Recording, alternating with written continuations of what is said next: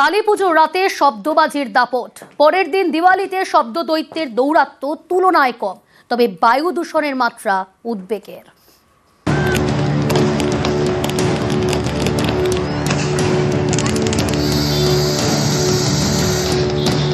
আইন কানুন বিধিনিষেধ অনেক আছে, কিন্তু সেসবকে থোড়াই কেয়ার।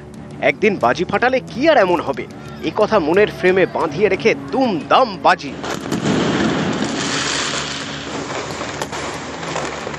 সোমবার কালীপুজোর রাতে কলকাতা সহ জেলায় জেলায় শব্দবাজির দাপট। পরের দিন দিওয়ালিতে অবশ্য এর মাত্রা কিছুটা কম বলেই দাবি। সন্ধ্যের পর থেকে হঠাৎ দুমদাম ফাটতে শুরু করেছিল। আমি তখন ভাবলাম যে আবার শুরু হলো বোধহয়, কিন্তু কালকে কিন্তু সত্যি গোটা ব্যাপারটাই সংযত ছিল। এর কারণটা অবশ্য সত্যি আমি জিজ্ঞেস করলে আমি জানি না এটা মানুষের সচেতনতা নাকি এখানে পুলিশ থেকে কোন রকম ইন্টারভেনশন হয়েছিল, এটা আমার জানা নেই। কালী পুজো বা দিওয়ালির বেশ কিছুদিন আগে থেকেই আমাদের সবকটা থানার তরফ থেকে নানা রকম রেডস হয়েছে। প্রায় 360 কেজি বাজি সিজ করেছে বিধাননগর পুলিশ কমিশনারেট এরিয়াতে। 11টা স্পেসিফিক কেস করা হয়েছে। ডিসি লেভেল থেকে down the line up to ICs বা থানা থেকে শুরু করে সবাই মিলে কিন্তু আমরা রাস্তায় ছিলাম, বিভিন্ন জায়গায় পেট্রোলিং করছিলাম। আমাদের কিন্তু নজরদারি চলছে। মঙ্গলবার দিওয়ালির রাতে শব্দ দূষণে কলকাতাকে ছাপিয়ে গিয়েছে একাধিক জেলা।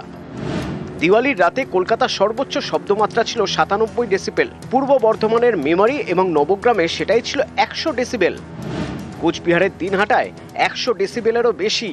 2 ঘন্টা টাইম ছিল, 8টা থেকে 10টা। এবার 10টা থেকে রাত্রি 2-3টে অবধি যদি বাজি ফাটানো হয় 125 ডেসিবেলের বাজি, এবং একসাথে যদি 10 জন লোক ফাটায়, তাহলে সম্মিলিত শব্দ যেটা অ্যাকোস্টিক সাউন্ড হয় সেটা ভয়ঙ্কর হয়।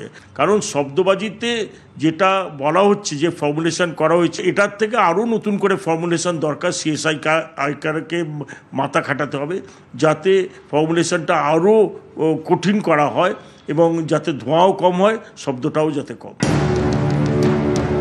শব্দ দূষণ কিছুটা রোখা গেলেও বায়ু দূষণের মাত্রা উদ্বেগের। মঙ্গলবার রাতে সল্টলেক এবং নিউ টাউনে এয়ার কোয়ালিটি ইন্ডেক্স অর্থাৎ বায়ু দূষণের মাত্রা ছিল 350, ভিক্টোরিয়া মেমোরিয়াল বালিগঞ্জে 300, দক্ষিণ কলকাতার পদ্মপুকুর এবং টালিগঞ্জে ছিল 200। বায়ু দূষণের এই মাত্রা কোনোটা খারাপ, কোনোটা খুব খারাপ শ্রেণীর মধ্যে পড়ে। এই দুদিনে যা দূষণ বেড়ে গেছে সেটা ভয়ঙ্কর। বিশ্ব স্বাস্থ্য সংস্থা বলছে এই যে সূক্ষ্ম ভাসমান ধূলিকণা কোনোভাবেই 15 মাইক্রোগ্রাম প্রতি ঘনমিটারে হওয়া উচিত না, সেখানে আছে 200, মানে অন্তত প্রায় 15 থেকে 20 গুণ বেশি আছে। এতে সবথেকে বেশি ক্ষতিগ্রস্ত হচ্ছে যারা বয়স্ক লোক আছে, শিশু এবং সন্তান সম্ভবা মা যারা আছেন। নিউজ 18 বাংলা।